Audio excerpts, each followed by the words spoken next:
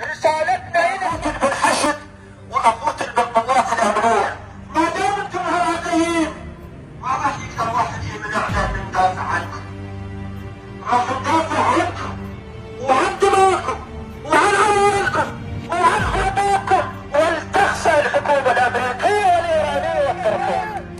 احنا المتظاهرين الاحرار الشرفاء. خل تسمع قياده شرطه بابل ومحافظ بابل ونواب بابل. اليوم ولد بابل طبعا بمظاهره رافضه للاستهتار الامريكي، رافضه للانتهاكات الامريكيه اللي فيها انتهاك للقانون العراقي والقانون الدولي. التظاهره اللي طلعت اليوم رافضه مو بس رفض، اول شيء التعويض من الجرحى ومن الحشد من المدنيين من الضباط الامنيه للتعويض. نريد اعتذار رسمي للعراق والعراقيين، نريد محاسبه دوليه لعراقيا هذا الانتهاك، ايقاف لتلك الانتهاكات مرة ثانية من تتكرر. نواب بابل، محافظ بابل، قائد شرطة كرر الاعتداء في بابل، تصير التظاهرة على بيوت المسؤولين في بابل. ليش؟ ليش؟ لأن لحد الآن ساكتين. محافظ بابل لحد الآن ما سمعنا له تصريح.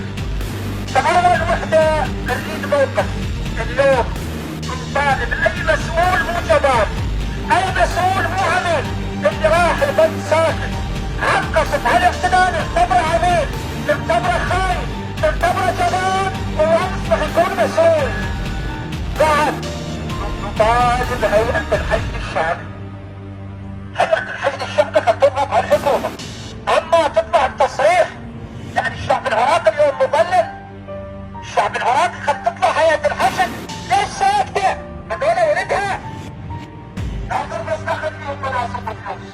خل تطلع للرأي العام تبين انه الموجودين بهاي المقرات مو ايرانيين، عراقيين. خل تحميهم، واذا هيئة الحشد ما تحركت فايضا راح تكون ان تظاهرة على